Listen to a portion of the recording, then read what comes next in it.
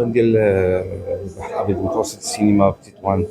حضرت الفعاليات ديالو ولاحظت بان كاين زعما واحد بروغراماسيون متنوعه، برمجه متنوعه، كاين اسماء دوليه في مجال الاخراج والكتابه، حضور متميز للفنانين المغاربه، وهذا يشرف مدينه تطوان ويشرف السينما المغربيه. عندي مسلسل سميتو عايشه على القناه الاولى من اخراج داني يوسف، وعندي مسلسل اخر سميتو بنات اليوم مع محمد نصرات، وتليفيلم ايضا اخراج حميد زياد.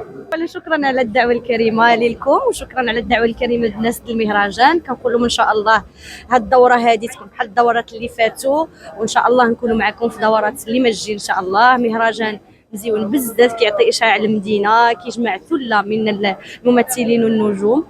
كنفتحوا بزاف على السينما العالميه كيف ما شفنا اليوم، كاين بزاف د الافلام.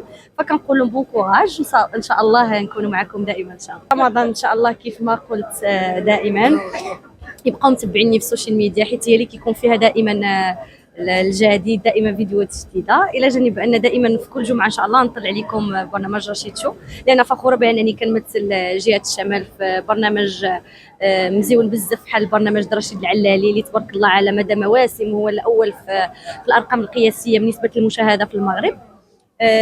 بقاو على القرصنه ديما كنقولها. دوره 28 من مهرجان تطوان لسينما بلدان البحر الابيض المتوسط كتنظم في جو احتفالي جماهيري، حضور قوي لمجموعه من الممثلين المغاربه في المهرجان. هذه الدوره هذه كتعرف جديد اللي هو ايام الصناعه السينمائيه بتطوان. ايام الصناعه السينمائيه بتطوان كان غادي نحاولوا في الدورات القادمه اننا نزيدوا نطوروها من اجل تسويق مدينه تطوان كفضاء للصناعه السينمائيه، وايضا من اجل تصوير اشرطه سينمائيه في هذه المدينه الجميله.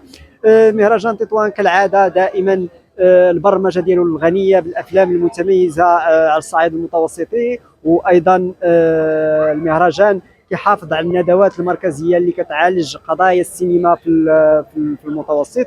والى جانب هذا هناك برنامج كبير اجتماعي وبرنامج اخر تربوي يهم عروض لنزلاء السجن المحلي بمدينه تطوان بحضور ممثلين وايضا منشطين اجتماعيين في مجال حقوق الانسان، وايضا برنامج تربوي غني بعروض للاطفال وتكوينات في فعاليات هذا المهرجان.